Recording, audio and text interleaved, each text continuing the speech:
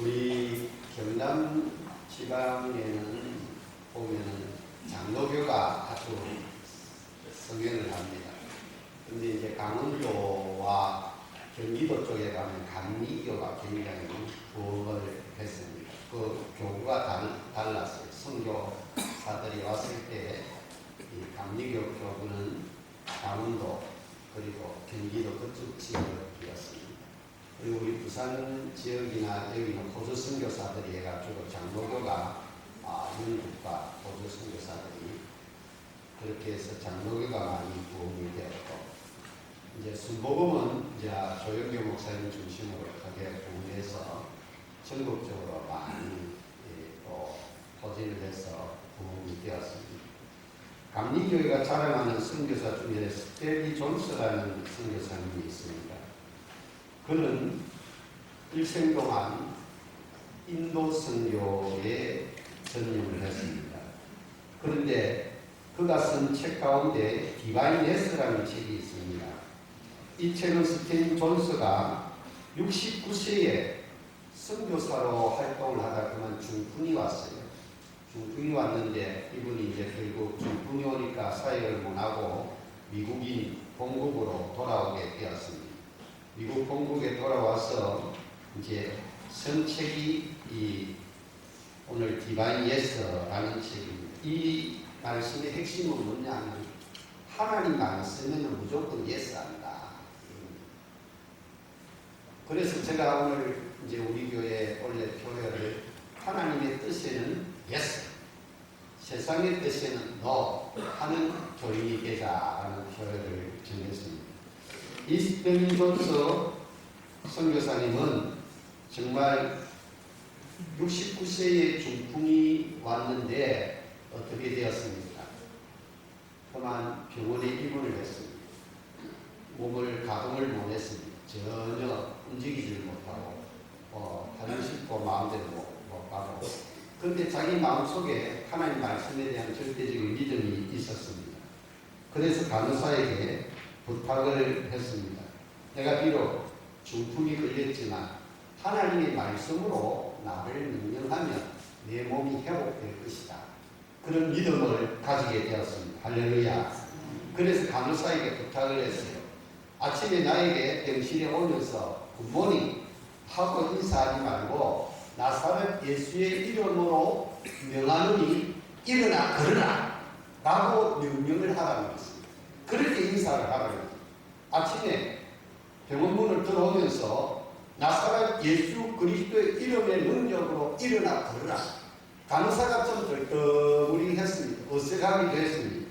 당황하기도 하고, 그러나 환자가 간곡하게 부탁을 하니까 어색하고 참 황당하기도 했지만 그대로 처음에는 작은 소리를 했겠죠.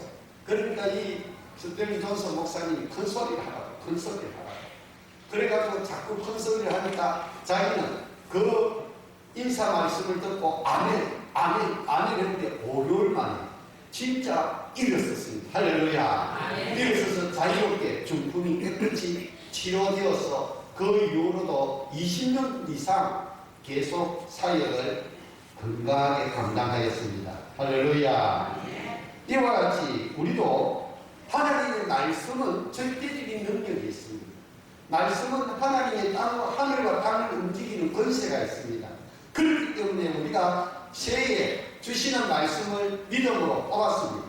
그러면 이 말씀을 나의 말씀으로 받아들이고 오늘도 주시는 메시지를 나의 말씀으로 받아들여서 아멘 하고 이 말씀대로 우리가 믿음으로 고백하고 실행하면 놀라운 구원의 역사, 은혜의 역사, 축복의 역사가 나타날 줄로 확신합니다.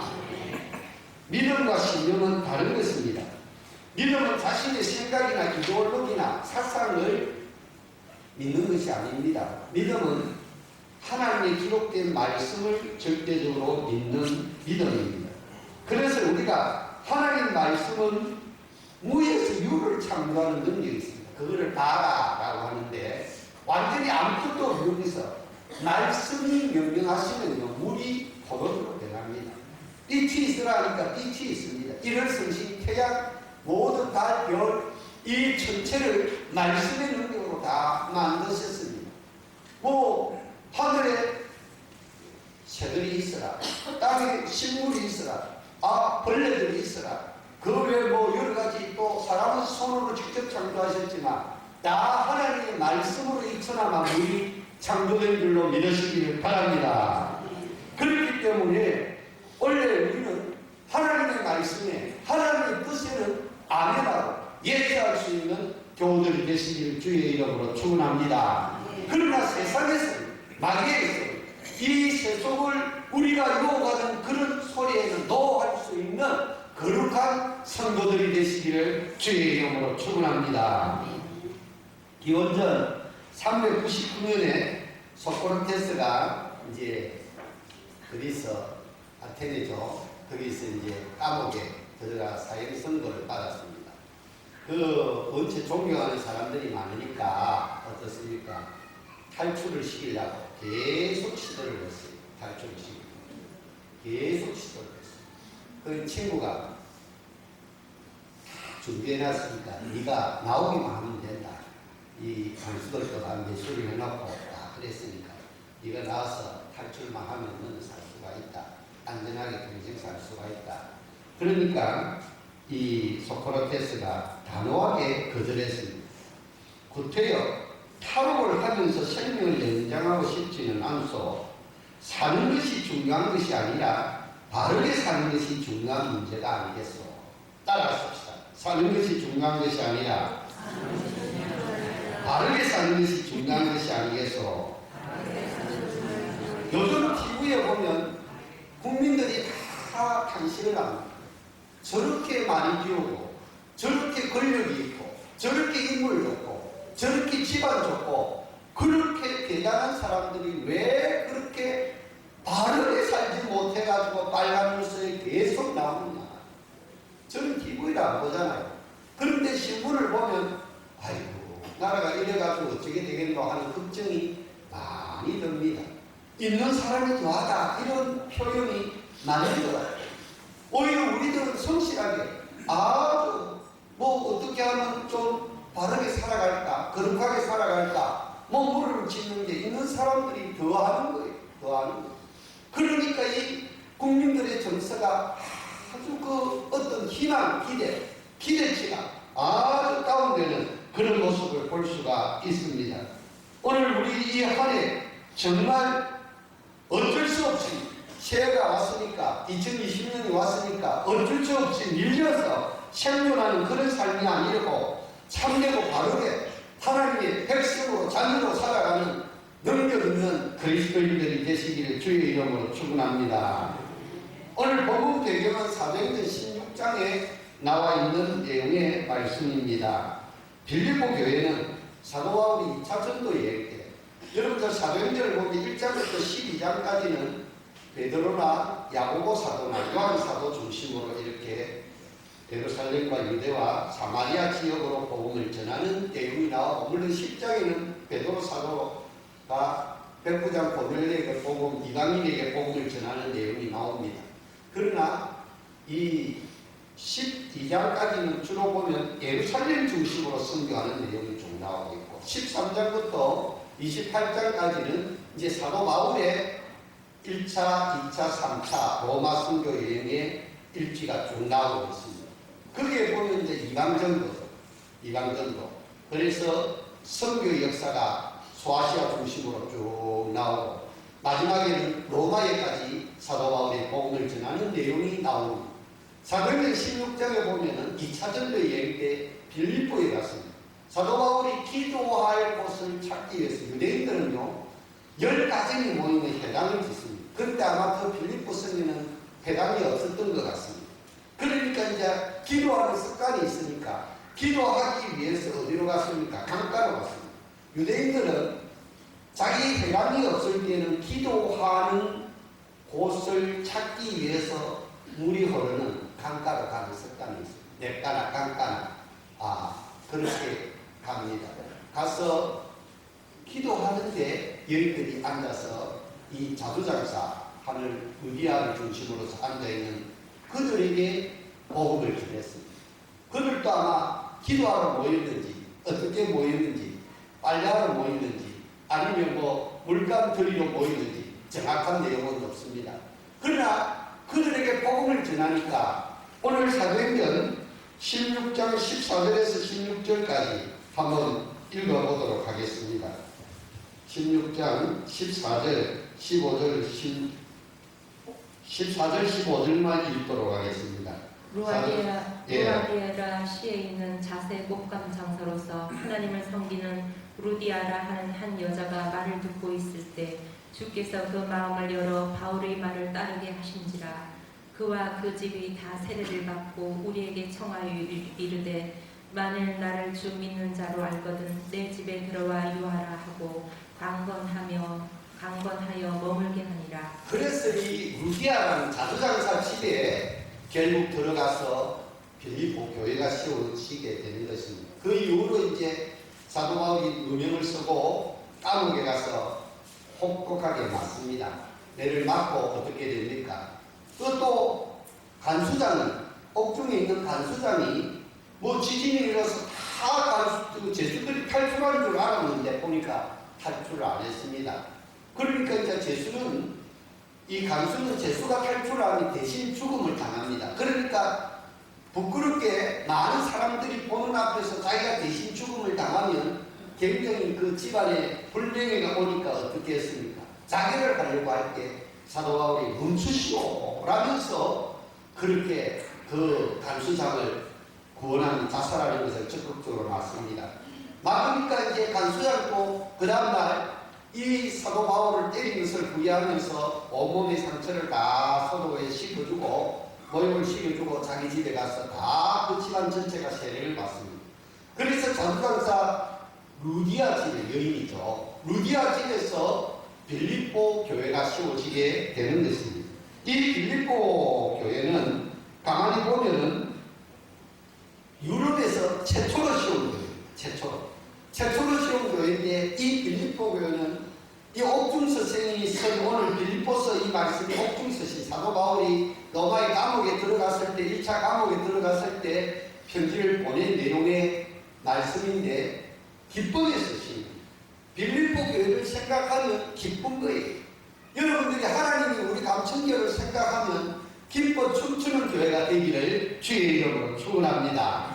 그러기 위해서는 이 빌립보 교회는 온전히 믿음으로 살았어요. 그리고 또 중요한 것은 환난과 핍박을 이기기 위해서일 뿐만 아니라 사도 바울이 감옥에 갇혀 있을 때 에바브로디도편을 통하여서 선교 헌금을 받았어요. 그래서 온전히 바울의 선교 그 자금을 다 뒷바라지해 주는 그런 훌륭한 교회였어요.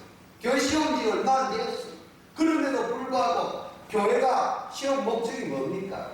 예배하고 교육하고 친교 봉사도 중요하지만 전도하고 선교하는 거기에 포커스 초점을 맞추어서 오로지 나아가는 그런 교회 삶을 보여주었습니다.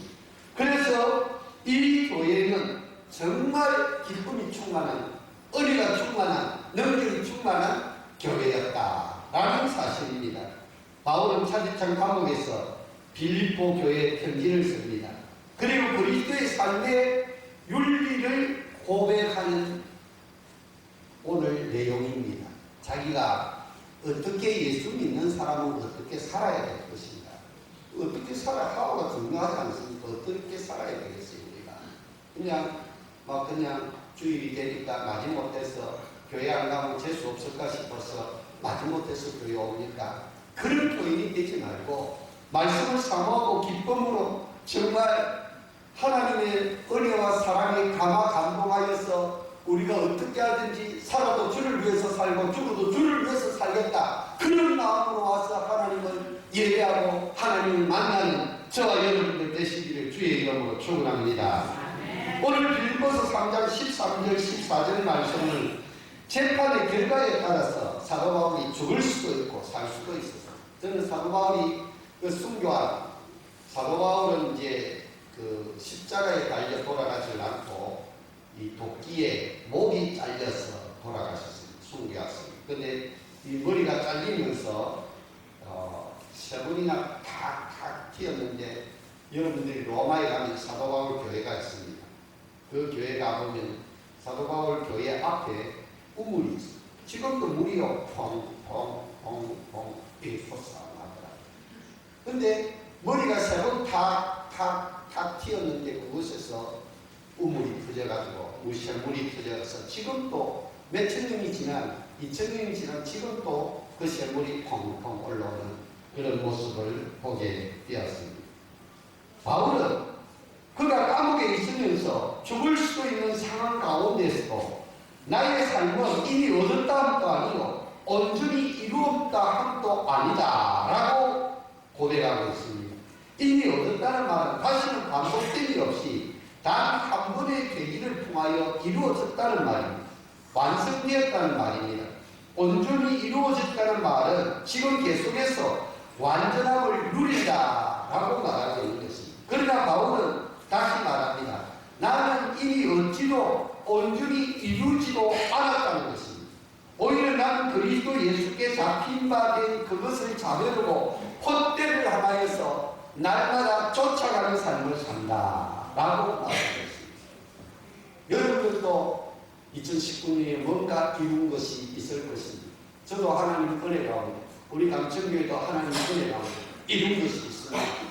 그러나 또 다 완성되지 않았습니다. 2020년에는 보응의 원년이 되기 위해서 우리가 함께 기도합니다. 그러면서 또다시 표달을 하여서 새로운 표달을 내면서 우리가 다름받기라는 그런 삶을 살아야 된다라고 말하고 있습니다. 이것을 사도 바울은 자신이 경주하는 삶이다 라고 표현을 하고 있습니다. 우리 인생도 달려가는 삶, 뭔가 목표를 하여서 어떤 지점을 정해놓고 우리는 그것을 향하여서 날마다 달려가는 경주하는 삶을 사시기를 주의 이름으로 축원합니다.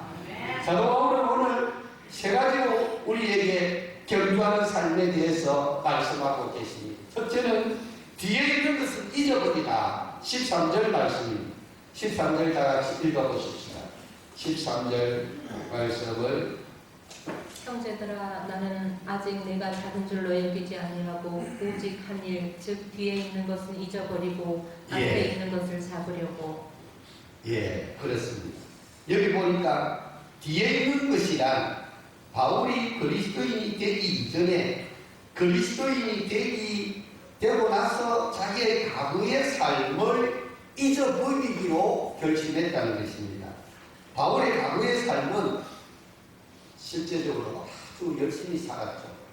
아주 우리가 보면은 하이 엘리트 그룹이죠. 그런데 사도 바울의 과거의 삶은 핍박자였어요. 해방자였어요. 살인자였어요. 자기가 하나님을 믿는 그 열심 때문에 어떻게 했습니까? 하나님을 믿는 그 열심 때문에 예수 믿는 사람을 잡아 죽였어요. 그것이 하나님께 충성하는 줄 알았어요. 그러니 자기는 옳다고 생각을 했습니다. 그러나 그것이 핍박자가 되고 해방자가 되고 살인자가 되고 하나님의 뜻에 거역하는 결과를 가져오게 되었습니다. 그래서 사도행전 9장 이하에 보면 사도 바울이 다메스커스로 예수 믿는 사람을 잡아서 오게 가다가 부활하신 주님을 만나고 완전히 인생이 180도로 변화됩니다. 말에서 떨어지고 두 눈이 시력을 잃고 부활의 주님의 영광이 빛이 그의 눈에 비치니까 그만 눈이 가버립니다. 그럴 때에서 그는 새로운 인생관을 깨닫게 되고 주여 무시오니까 네가 핍박하는 예수다. 그 음성을 듣고 그는 180도로 변화되어서 참된 그리스도인이 되고 이방 선도에 목숨을 거는 선교사가 되는 모습을 보여주고 있습니다. 바울은 자기가 잘한 것이든 잘못한 것이든 뒤에 있는 것을 돌아보지 않고 잊어버리기로 결심했습니다. 물론 잊어버려서는 안 될 것도 있겠죠. 하나님의 은혜는 잊지 말아야 되고 우리 민족 같은 경우에는 아하 어찌 잊으라 6.25 이런 것을 잊지 말아야 되겠죠. 그러나 대체적으로 보면은 우리가 정말 잊어야 될 것을 잊지 않음으로 말미암아 과거에 집착함으로 그 내 속에 선물이 나고 스트레스가 받치고 잠도 못 자고 괴로워하는 그런 경우가 참으로 많이 있다라는 것입니다. 과거에 사로잡히면 교만할 수가 있습니다. 과거의 실패, 정오심, 지난날에 있었던 실수, 상처 이런 것은 빨리 잊어버려요. 과거에 집착하다 보면 늘 불만과 좌절의 면에서 헤어나올 수가 없습니다. 악몽 같은 과거, 부끄러운 과거, 불편했던 과거, 실수했던 과거 이 모든 레테에 강가에 흘려보내요. 레테라는 말은 그리스에 있어서는 망각의 강이다 이런 말. 망각의 강이 다 흘러보내요. 그래야 미래를 향해서 새로운 미래를 향해서 그래야 인간관계도 원만할 수가 있어요. 과거에 매이신 아이고 옛날에 저 사람 얼굴만 보면 아이고 저 사람이 내한테 돈띵가 묻지, 저 사람이 내한테 상처 주는 말을 했지, 저 사람이 내한테 이렇게 했지 저렇게 했지 그런 거 너무 머리 좋은 사람들은 안 잡고요. 좀 저처럼 머리가 조금 띵하게 해가지고 그런 걸 잘 잊어버리시기를 주의 이름으로 축원합니다. 그리고 하나님의 은혜, 구원받은 사실은 잊지 말고 하나님의 은혜로 내가 이만큼 되었으니까 항상 감사하며 하나님의 은혜를 나누는 삶을 사시기를 주의 이름으로 축원합니다. 그리고 두 번째, 작은 줄로 여기지 말아라고 말씀을 하시고 있습니다. 현재의 삶으로서 작은 줄로 여기지 말라고 13절 상반절에 형제들은 나는 아직 내가 작은 줄로 여기지 아니하고 라고 말씀하고 있습니다. 그런데 12절에 더 자세히 풀어서 내가 이미 얻었다 함도 아니요 온전히 이루었다 함도 아니라 라고 말씀하시고 있습니다. 여기서 온전히 이루었다 라는 말은 테텔레이 오마이라는 뜻입니다. 이 말은 도덕적으로 영적으로 완전한 의미를 말하고 있습니다. 그러나 자기는 아직 100% 완전을 이루지 못했다는 것입니다. 완전을 이루지 못했다는 것입니다. 공동번역에는 이 말씀을 나는 희망을 이미 이루었다는 것도 아니고 또한 이미 완전한 사람이 되었다는 것도 아닙니다. 바울은 자신이 회심할 때 얻은 경험이나 예수를 믿으면서 얻은 지식과 삶의 모습 속에서 나는 아직도 부족하다. 그래서 그는 미완성 중에 있는 완성을 향하여서 나아가는 전도자다라고 고백을 하고 있습니다. 이 고백이 3차 전도 여행을 통해서 많은 교회를 세웠습니다. 그래서 2차, 3차, 1차 전도 여행 중에 세운 그 교회에 계속 그는 편지를 보내고 있습니다. 사도 바울은 정말 그가 쓰던 손수건, 왜냐하면 안질이 안 좋으니까 눈이 자꾸 눈곱이 끼고 눈물이 나고 이렇지 않습니까? 그러니까 손수건으로 눈을 자주 짜고 그것을 갖다 얹었는데 귀신이 물러나고 정말 병든 사람이 치료되는 질병이 낫는 역사가 나타났습니다. 또 그는 기도하니까 입신을 했죠. 흔히 하는 말로 3층전에 올라가요. 우리가 보는 하늘은 이 스카이라고 하지 않습니까? 그 위에 하늘 우주를 갖다가 스페이스라고 하지 않습니까? 우주 공간. 그 위에 헤븐, 하나님의 나라, 하나님의 천국. 실제적으로 천국이 우리 이렇게 보이는 것처럼 이렇게 있다는 거예요. 실제로.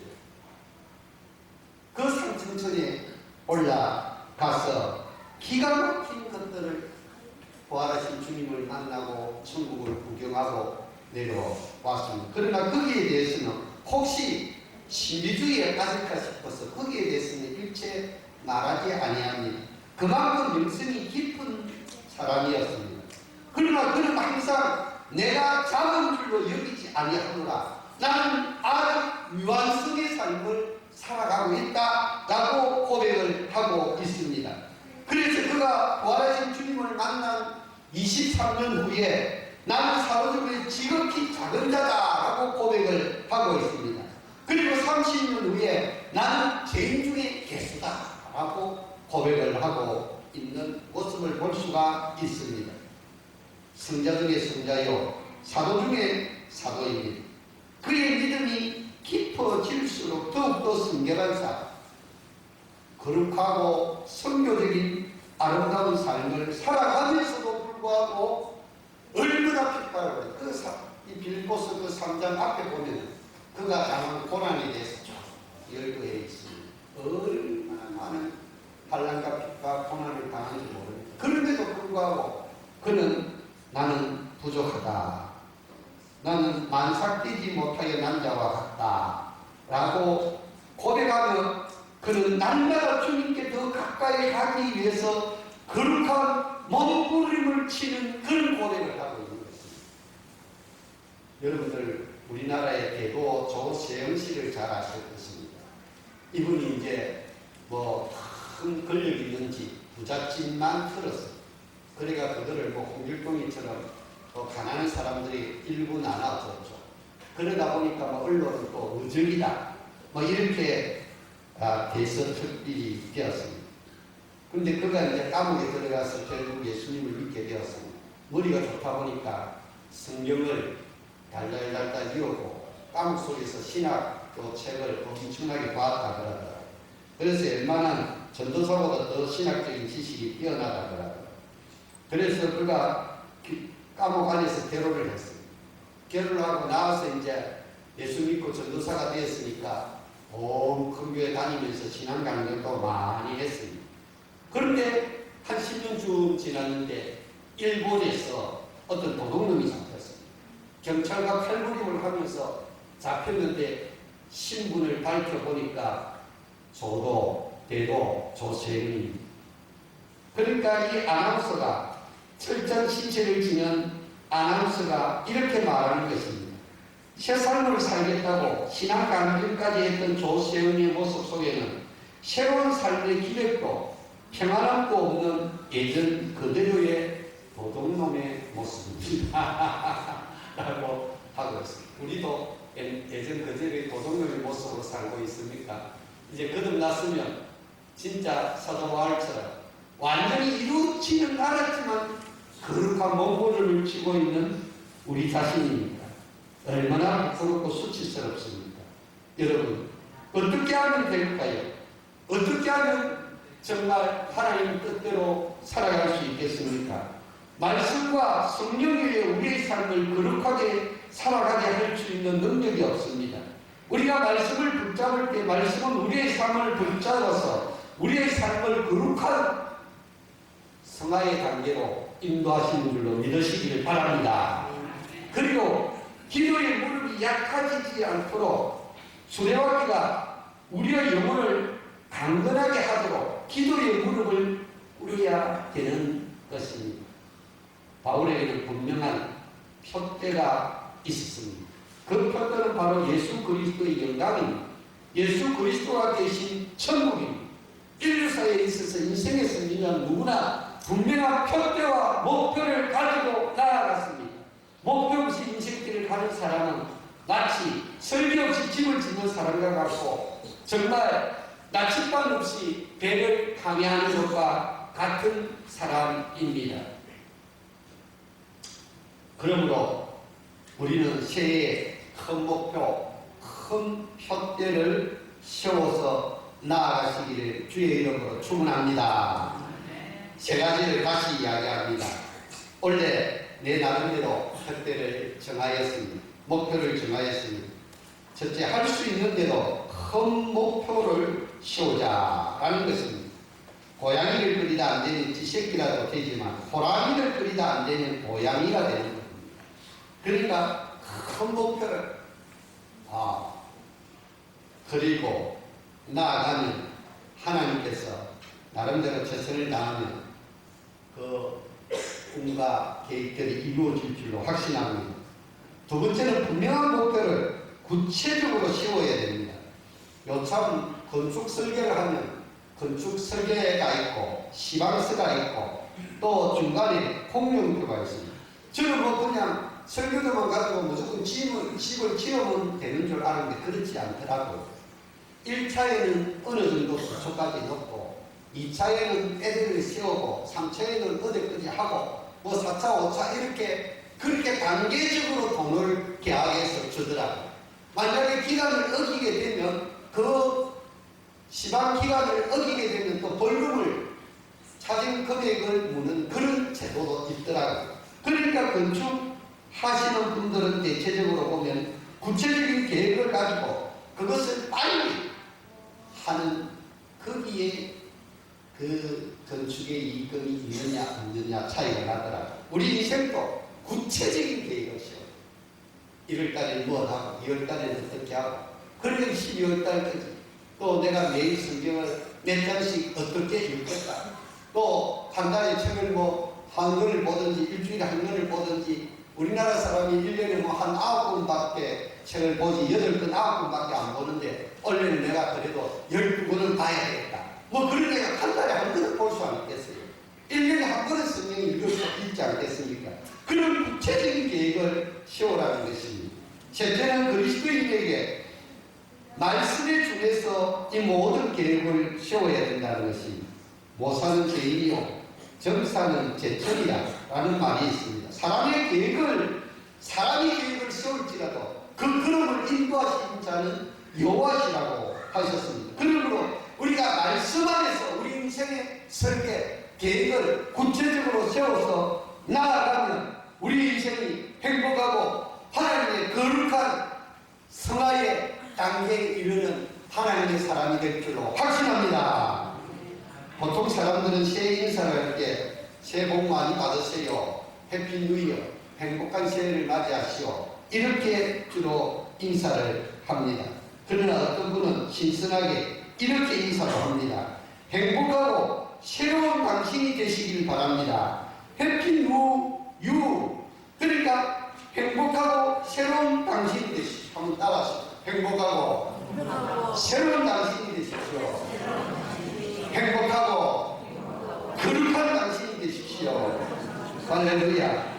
그래서 해피 뉴 유 할 수 있는 저와 여러분들 계셔서 우리 감춘교회가 하나님 앞에 모든 교우들이 칭찬받는 그런 하나님의 사람들이 다 되시고 빌복 교회 같은 교회가 되기를 주의 이름으로 축원합니다. 사랑의 은혜가 충만하신 하나님 아버지